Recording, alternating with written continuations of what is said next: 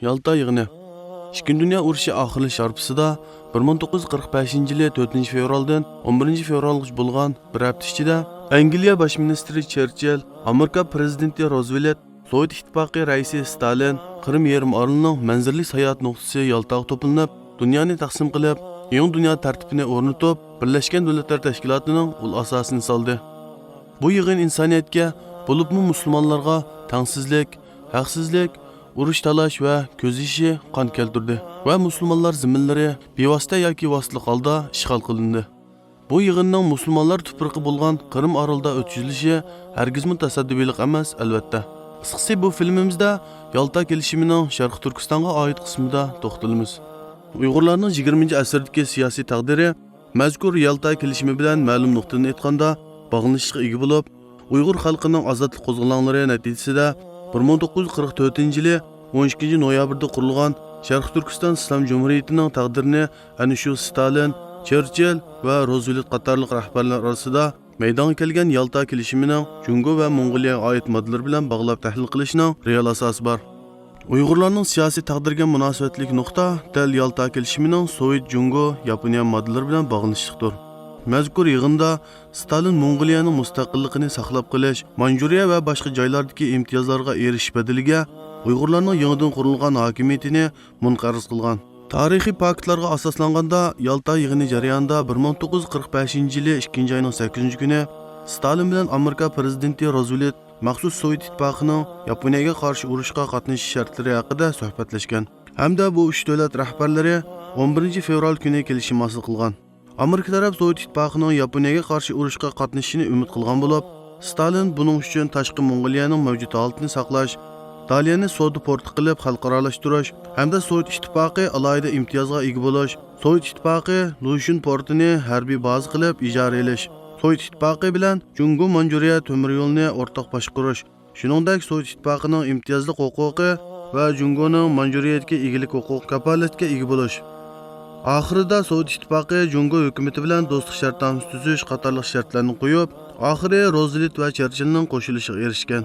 1945-yilning beshida Germaniyaning mag'lubiyati oydinlashgan bo'lsa-mu, ammo Yaponiya bilan hal qilg'uch urush qilib, Osiyo Tinch okean rayonining tinchligini asliga keltirishni muhim strategik kun tartibga qo'ygan Amerika Sovet ittifoqini Yaponiyaga qarshi urushga qatnashtirish uchun davomli tirishib, bir tarafdan Jungoni Yalta kelishimiga ko'ndirishga, yana bir tarafdan Stalinni tezroq Yaponga qarshi urush boshlashga undadi. 1945-yili 4-oyning 12-kuni Amerika prezidenti Roosevelt o'ldi.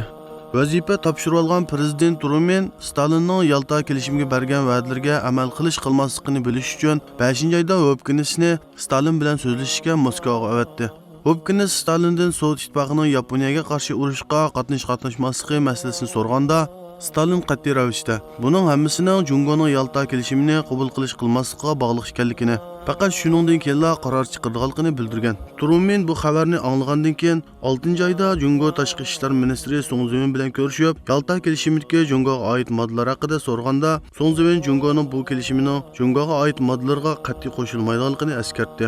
Biroq Washington rahbari agarda Sovet ittifoqining Yaponga qarshi urushga qatnashsa, Amerika hukumatining Yalta kelishimiga nisbatan qo'llash pozitsiyasida bo'lmasligi mumkin emasligini bildirdi. 6-oyning 14-kuni Truman Song Zivinga Stalinning Hopkinsga bergan va'dalarining tafsiliy mazmunlarini uqtirib, Jungoning Sovet ittifoqi bilan Yalta kelishimining munosabatlik moddalari bo'yicha suhbat o'tkazishni tavsiya qildi. Jiang Zemin hukumati Stalinning shartlariga qo'shilishni orqaga surgan sari va yoki qarshilik bildirgan sari milliy armiya qo'shinlari shiddat bilan ilgirlashni davomlashtirib, Jungo hukumatida butkul Xinjiang qo'ldan ketadigan bo'ldi degandek xavfsirashni paydo qilib, bu ularning Stalin o'tirib qo'ygan tangsiz talablarini qabul qilish suratini tezlatish rolini o'ynaydi. Ammo mustaqillik deb jinni pido qilayotgan Uyg'ur jangchilari o'zlarining issiq qonlarining Uyg'ur diyoridan 5000 kilometr yiroqlikdagi Kermel sarayida o'ltirgan Stalinning strategik plani uchun to'kilayotganligini hech sezmagan edi.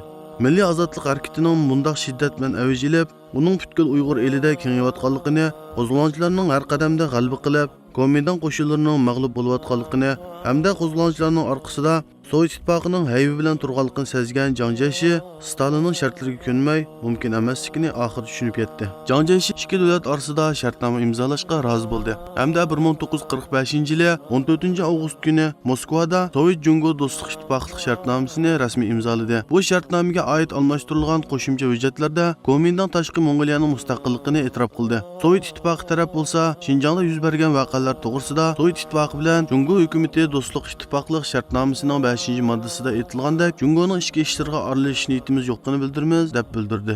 Stalin aslida Uyg'urlarning mustaqil bir davlat qurishini xohlamaydi. Chunki o'zi besib olgan O'zbekiston, Qozog'iston, Qirg'iziston va Tojikiston qatorliq zamonlardagi qarindosh millatlarning mustaqil Sharq Turkistondan ulgu olib, Stalinga qarshi chiqishdan ansiraydi. 50 ming kishilik muntazam armiyasi bor, g'alaba sari ilgarilayotgan ustunlikdagi qo'shin mustaqil Sharq Turkistonni bir pay o'qatmay turib, tajovuzchi kommunist Xitoyga qo'shqo'llab tutqizib qo'ydi. Xalqimizning bugünkidek bu qadar ichinish holga tushib qolishida kechirgusiz tarixiy jinoyat o'tkazgan eng cho'ng milliy munofiqlardan Sayfiddin Azizi bilan Abdukaram Abbasov qatorliq bir qism nodon kishilar edi. Ayni vaqtda butkul dunyoda kommunizm ideyasi moda iqimga aylangan. Chunki chiriklashgan hukumatlarning xalqni ezishi, so'mirishi ostida xalq bir adolatlik, haqqoniy bir tuzumning kelishini kutib turganda kommunizm ideyasi ko'tarilib chiqdi.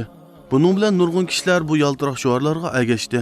Buning ta'sirida Uyg'urlar orasida ham bir qism nodon yoshlar bu zulmatli qismatlarni o'zgartirishning yangi yo'lini topgandek bo'ldi va kommunizm ideyasini qabul qildi. Alixon To'rboshliq bir turkum to'g'ri rahbarlik, to'g'ri fikrlik islom rahbarlarini bo'lsa, Rus va Xitoy o'z jasuslari orqali tutqun qilish, yo'shirun qasdlash vositalari orqali jihodiy rahbarlarni yo'qotdi. Agar ular bo'lganida kufrga qarshi jihad davom qilgan, inqilobimizning mevasi bundaq osonla boshqalarning qo'lga tushib ketmagan bo'ladi va qismatlarimiz tarix batlariga boshqacha yozilgan bo'ladi. Sayfiddin Azizga o'xshash o'z azizligini kommunistlardan kutgan xoinlar bo'lsa, dunyoda ozgina mansab huquqiga erishgan bo'lsa ham, oxirgi hayoti uy turmalarida iskanjida o'z yurtlariga ham kelolmay, xor holatda jasadi to'shib kelindi. Bular o'z millatining putqulini kishallab, Kuomintangning qo'lidan kommunist Xitoylarning qo'liga tutqizdi. To'g'ri e'tiqod, tushuncha, fikr yo'nalishi bo'lmagan bu nodon kishilar o'z xalqini zolim, hiylagar kommunist Xitoylarga qo'shqo'llab tutqizib berdi. Tarix takrorlanyotdi. Lekin buningdan qanchalagan kishilar ibrat olib, foyda olishi yoki shu qadamlarni izlab menishi aql egalarining zehniga havola. Hozirgi zamonimizda bo'lsa, kommunizmning abdibashirsi ichilib, yeyilib ketdi va uning o'rniga atalmış g'arb demokratiyasi moda iqimga aylandi va soxta shuarlari vositasi bilan Uyg'ur jamiyatiga ham belgilik ta'sir ko'rsatmoqda. Va buning bilan bir qism o'z dinini, tarixini yaxshi tushunmagan nodon, bid'atchi kishilar g'arb demokratiya ideologiyasi ta'siri ostida g'arbning islomga hujum qilishdagi quroliga aylanmoqda.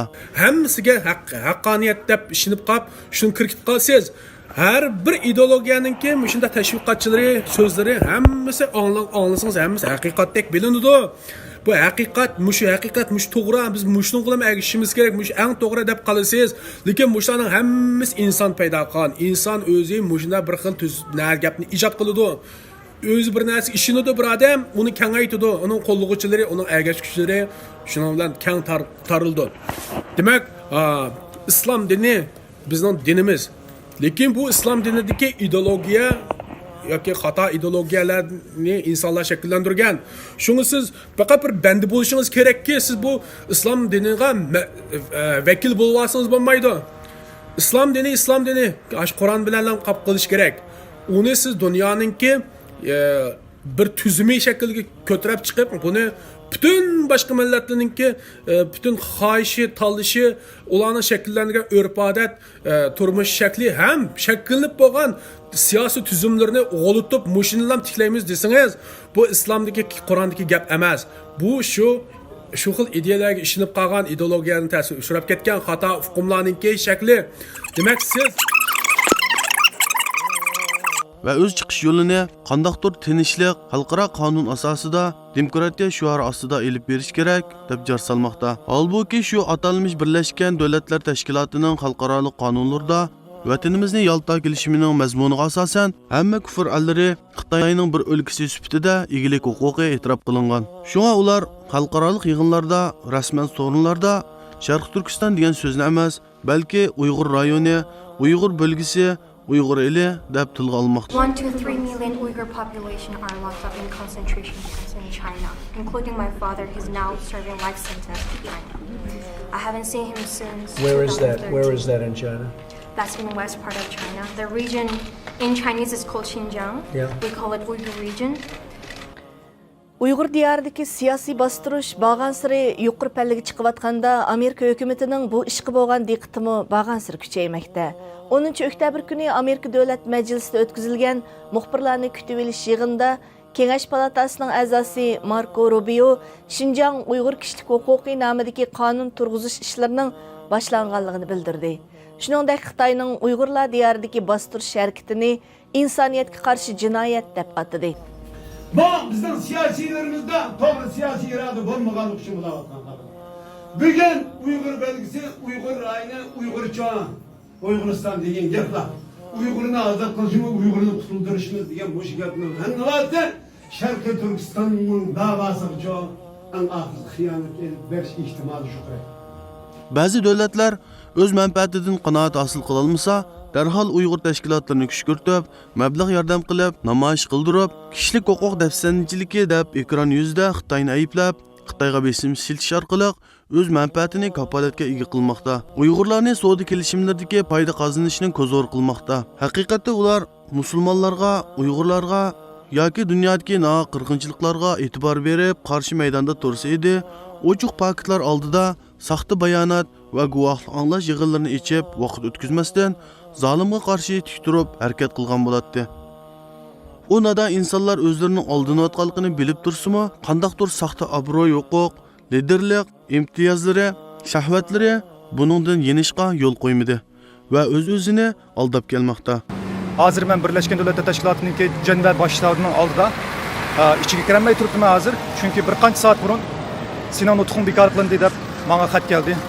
Yakshanba kun ETPT qo'lam ximiti degandek quruq gaplar bilan hech qanday bir bahona sababsiz tuturuqsiz xiyollar bilan tuturuqsiz bahonalar bilan Sinan Utqunning bekarlik qilinganligi haqida xabar keldi qarindoshlar. Sizlarni bekarlik bir umidga bog'lab qo'yganligim uchun hammalardan kechirim so'rayman. Uyg'urlarga yurgim og'irdi. Chunki mushu 2 minutlik vaqt, amaliyotda menga 5 minut vaqt berilgandi burun. Keyin 90 sekundga tushirdi bu vaqtni. Buningga ma'qul deb keldim bu yerga. Kelgan vaqtida yana shu 90 sekundni 3 million Uyg'ur xalqi jazo lagerida zulm ko'rayotgan vaqtida, Xitoy Kompartiyasiningki Uyg'urlarni qirg'in qilayotgan vaqtida, Xitoy Kompartiyasininki qizlarimizni dafsanda qilayotgan vaqtida, Xitoy Kompartiyasiningki Uyg'urlarni cho'ng kichik qeriyash ayrimay o'ltirayotgan vaqtida, Xitoy Kompartiyasiningki bizning bolalarimizni o'g'irlab olib bolalar lagerida solab qo'yayotgan vaqtida, mushundaq bir vaziyatda yine dunyoninki ko'z yumib Uyg'urga 2 minut vaqtni ortiq ko'rganligi uchun men butun dunyoni nomus qilishga chaqiraman. Endi biz nimani o'ylab tushunib yetdik degan vaqtimizda mening bugun olgan darsim shu qarindoshlar. Mening bugun olgan darsim biz boshqalarga yalvurib, Uyg'urlar ishinglar og'irsin, ulayotgan, o'ltirayotgan insonlar ishinglar og'irsin. Voy mushundaq 3 million odam baddi turmida ular ishinglar og'irsin deb dunyodan tilamchilik qilib xalqimizni qutuldira olmaymiz qarindoshlar. Bular biz tilamchilik qilgan sari bular bizni bozaq qiladi. Biz tilamchilik qilgan sari ishlarni yuzimizga gapirdi bular. Bizning qildigan ishimiz bundan ikki 5 yil, 10 yil, 15 yilda Xitoy Kompartiyasini qandoq yo'qitimiz, vatanimizni qandoq mustaqil qilamiz, xalqimizni bu zulmdan qandoq qutuldiramiz deydigan narsalar ustida fikr yuritishimiz kerak qarindoshlar. O'zimizniki insonlarni yetishtirishimiz kerak. O'zimizning iqtisodimizni yetishtirishimiz kerak. Xitoylardan, dunyodan tilamchilik qilib xalqimizni qutuldiradigan bu ahmoqona xiyoldan voz kechishimiz kerak qarindoshlar. Men bugun mushuni o'rganib ketdim. Shunga Birleşken Devletler Teşkilatı deydigan Krasniy Xitoy to'laydigan Xitoy davlati buni bilib qilinglar. Birga Xitoy nurg'un pul berdi har yili. Bularninki uyning kirasi, dukunning kirasi degandek narsalarni. Shunga bular obirni yig'ishni ba'zan ashlardan ruxsat so'rashmi inshaalloh. Kelajak bir davlatimizningki asosini xalqimizni kuchlantirish orqali qurib chiqishimiz kerak. Ammo tilamchilik qilish orqali emas, buni qaytadan o'rganib oldik, qaytadan ko'rdik. Dünya bizga chiroyimizga ishni yapadi, buni ko'rdik. Dunyo yuzimizga tukurdi, buni ko'rdik. Xitoy hukumati 53 davlatninki huquq şu a'zosi shu davlatlar qatorida bo'lg'achqa bu qitim shuning o'zining bu huquqidan foydalanib Tibet xalqining, Uyg'ur xalqining Birleşken Devletler Teşkilatı'nda so'zlash huquqini vatanning ichida emas, vatanning teshidimi bo'g'ib, o'zininki diktator va o'zininki bu dunyo terrorizm harakatini hatto Birlashgan Davlatlar Tashkilotining ichidami ijro qilib, bizga so'zlash huquqi bergan tashkilotlarning bu yerdagi huquqini eplashgan. Bununla Tibet halkı, Uygur halkı ortak birleşip biz Birleşken Devletler Teşkilatı'nın renkulunluğa özümüzden narazılığımızı bildirip hatta Xitay hükümetinin muşuketin ki bizim sözleş hukukumuzu elivetkenliği için muşununla avaz veren devletler iktisatını da menfaatini de dünyadaki kişilik hukuk millet söz karşı özgürlüğünün söz karşılığı kırap oldu. Bu hareketni qo'llaganlik uchun biz Birleşken Devletler Teşkilatı'nın aldığı Tibet ve Uygurlar birlikte kelib qilibchilarday mana da'vo degan gapni qat'iy ishlatgim kelmaydi ekan. Nima ish qilasa da'vo qilib boqdik, uning oldiga yig'lab berib boqdik. Hech qaysi bizning dardimizni olib, seniki burningni kim qanotgan edi deb bizni ilqi rozi qilgudek bir ish chiqib boqmadi. Necha million qarindishimiz tutib kirib so'rab olsa hozirgacha mayli mening davlatim bo'lsin, mayli boshqa sizning davlatingiz bo'lsin, mayli Yevropa bo'lsin, Amerika bo'lsin, o'zining sodisini qildiganini qilib, oldigan foydasini olib yashab ketdi. Bizningki hozirgidek bir ojiz holat tushib qolgan vaqtimizda hech qanday bir raskablik qilgan chog'da bizning yerimizga kelib peshonamizni silab, beshimizni silab, peshonamizni tushgan kunga o kunlik to'sab bir ishni qilgani yo'q. Ammo dastlabda non-profit organization quraman deb izlangandan keyin his qildim. NGO degan gap, non-government degan gap bo'lish bilan birlikda har qanday NGOning dastlabda boshlangandilar. Birlashgan Davlatlar Tashkilotininki asosi nizomnomasini hurmat qilishimiz kerak ekan, imzo qo'ygan. Voy bu nima gap deb buni talab qilib qoldi deb qarasam, uningda BDT a'zo davlatlarning zimmin putunligini hurmat qilish bu ikkinchi modda ekanda. Shundan NGO qurish niyatidan voz kechdim. Agar biz uni imzo qo'yib qolsak, keyin yo'limizga taqoq bo'ladigan bir ish ekan. Hatto nijotlik yo'lini kufr allarga yalurib, dindan kechib bo'lsimi vatanni qutqizimiz deydigan ozg'un yo'llarga tutashtirmoqda. Biz jamoat kam bo'lsak bo'lish kerak. Ya'ni o'tgan bir qarinishimiz debdi. Usulimiz qanday bo'ldi? Biz hozir nima ish qilsak bo'ldi? Har qanday ish qilsak bo'ldi. Bunday gap qilmang. Usul o'ynasak ham bo'ldi, muzika chalsak ham bo'ldi, nima ish qilsak bo'ldi. Shu zulmni to'xtatish uchun Uyg'ur har qanday qilish haqli. Bu yerda men ma'quliyat bo'lsa, murassa qilgan hech narsa yo'q. O'tganda birisi menga telefon qilib nima qildi? Xristian bola ekan. Telefon qilib, o'sha xristian dinini o'qitgan qilsak bo'ldi deb. Bo'ldi. Bu cho'qim qilaylik. Sen oxirida meni xristiandan aytmoqchi ekan. Men dedim, to'xta. Bo'ldi kerak dedim men. Bo'ldi kerak. Lekin sen menga oldindan 10 davlatda Yıktım dese avuçlar ben. Bir krep oldu. Krep olacak desem. Sen onda kalır menfaat buldum. Ben Uygur'un menfaat bir yorum durdu hazır. Uygur'un menfaat benim kulağımda. Zulüm yoksa menfaat yok benim kulağımda. Yani şurada bulamam ben. Eğer Müslümanın Budist olsa Budist ben. Hristiyan olsa Hristiyan ben. Bunun neyimiz yok. Hiç halde şart neyimiz yok bizim iki. Hem şart bunun hukukumuz yok bizim hazır. Fırsız mı yok? Ademde öyle oldu o yerde. Şu an bizden bir yerde sen kim Müslüman mı? Ondan neyimiz yok bizden. Kim mevk etsa, kim fırsat verse, kim aldırı tutsa, kuşkurda aşımız biz. Neymiş o? Dünya şu. Kolumuzda ne de kasıp kılırız? Şu an bir yerde ahırda usul oynattımdı, müzik şilatımdı. Ey aziz Sharq Turkiston musulmonlari, biz tarixda qachon o'z dinimiz, kitobimizga mahkam esilib, bir qo'limizda Qur'on, bir qo'limizda Qur'on bo'lgan chog'larimizda o'zimiz xon, o'zimiz bek bir millat edik. Biz dushman bilan hech qachon janglarda mag'lub bo'lib boqmadik. Lekin kuffarlar ichimizga kirgizgan shu satqin xoinlar keynimizni pichoq tiqishi bilan shu kunlarni ko'rmadikmi? Hali ham islomiy ozodlik yo'limizga qarshi dushmanlar har xil ideologiya va ko'z qarashlar bilan ishimizdan chiqqan bir qism kishilarni maydonga chiqarmoqda va o'z ishimizdan chiqqan sap inqilobchilarga hujum qilib bosh ko'targizmaslikka tirishmoqda va g'arb ideologiyasini xalqimizga yoymoqda. Undaqda bizning chiqish yo'limiz qaysi? Siyosiy monopollikdan qanday qilganda qutulg'ili bo'ladi degan savol paydo bo'lishi mumkin. Qiziqsangiz, inshaalloh kelarki son filmimiz diqqatingizda bo'lsin.